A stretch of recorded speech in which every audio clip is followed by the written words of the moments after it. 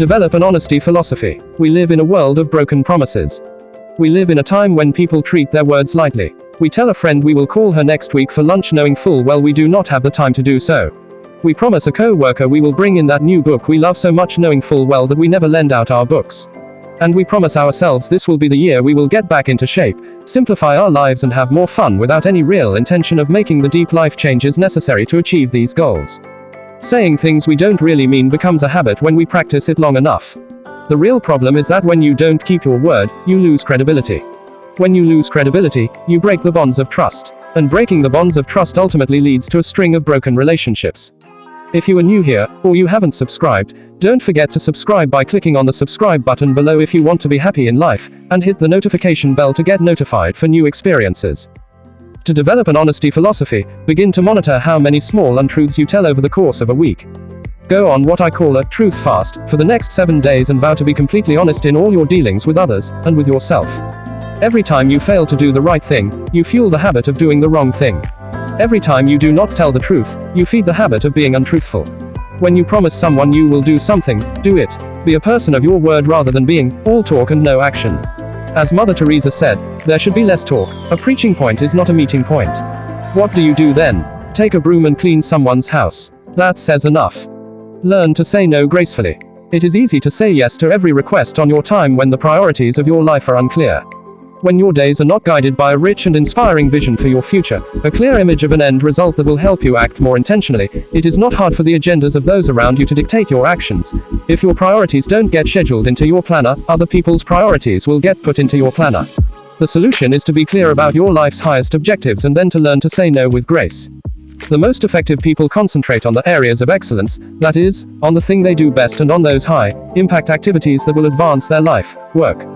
In being so consumed by the important things, they find it easy to say no to their less than worthy distractions that clamor for their attention. Michael Jordan, the best basketball player in the game's history, did not negotiate his contracts, design his uniforms and prepare his travel schedules. He focused his time and energies on what he did best, playing basketball, and delegated everything else to his handlers. Jazz great Louis Armstrong did not spend his time selling tickets to his shows and setting up chairs for the audience. He concentrated on his point of brilliance, playing the trumpet. Learning to say no to the non-essentials will give you more time to devote to the things that have the power to truly improve the way you live and help you leave the legacy you know in your heart you are destined to leave. Start your day well. The way you begin your day determines the way you will live your day.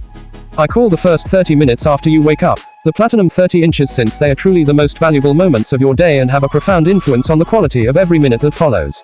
If you have the wisdom and self-discipline to ensure that, during this key period, you think only the purest of thoughts and take only the finest of actions, you will notice that your days will consistently unfold in the most marvelous ways. In my own life, I have developed a very effective morning ritual that consistently gets my day off to a joyful and peace-filled start. After walking, I head down to my personal sanctuary, a little space I have created for myself where I can practice my renewal activities without being disturbed. I then spend about 15 minutes in silent contemplation, focusing on all the good things in my life and envisioning the day that I expect is about to unfold. Next, I pick up a book from the wisdom literature, one rich with those timeless truths of successful living that are so easy to forget in these fast-paced times we live in. Examples include Meditations by the Roman philosopher Marcus Aurelius. The lessons in these works center me on the things that truly count and help launch my day on the right footing. And the wisdom I ready during that precious early morning period infuses and enlightens every remaining minute of my day. So start your day well. You will never be the same. Honor your past. Every second you dwell on the past you steal from your future. Every minute you spend focusing on your problems you take away from finding your solutions.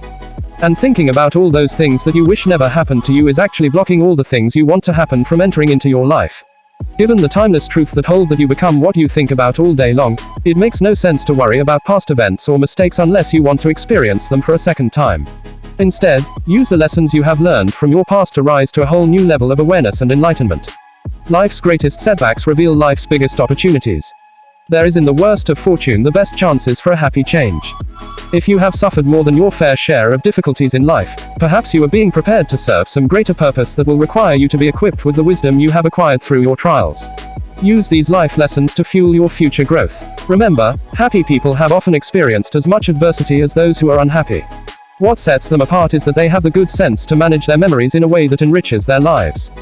And understand that if you have failed more than others, there is a very good chance you are living more completely than others. Those who take more chances and dare to be more and do more than others will naturally experience more failures.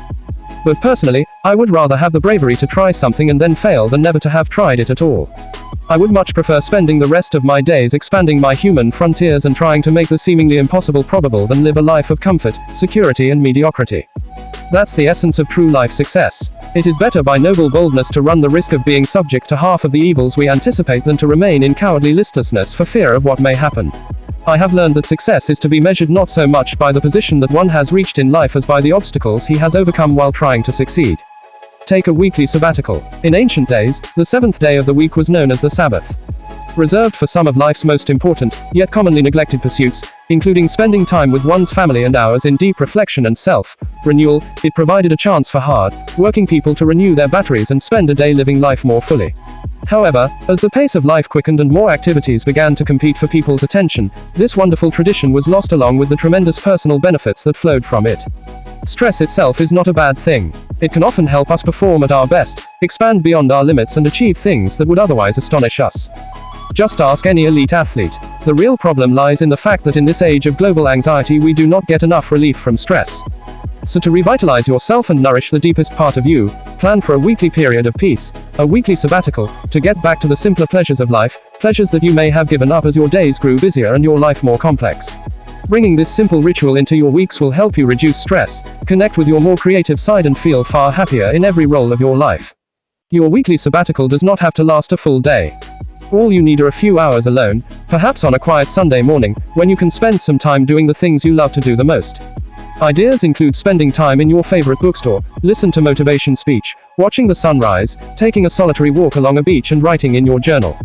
Organizing your life so that you get to do more of the things you love to do is one of the first steps to life improvement. Who cares if others don't understand what you are trying to accomplish by making the weekly sabbatical an essential part of your life? Do it for yourself, you are worth it. If a man does not keep pace with his companions, perhaps it is because he hears a different drummer. Let him step to the music which he hears, however measured or far away. Remember, you are responsible for your future to things you love and have passion. Lastly, don't forget to click on the subscribe button below, if you want to find your purpose in life.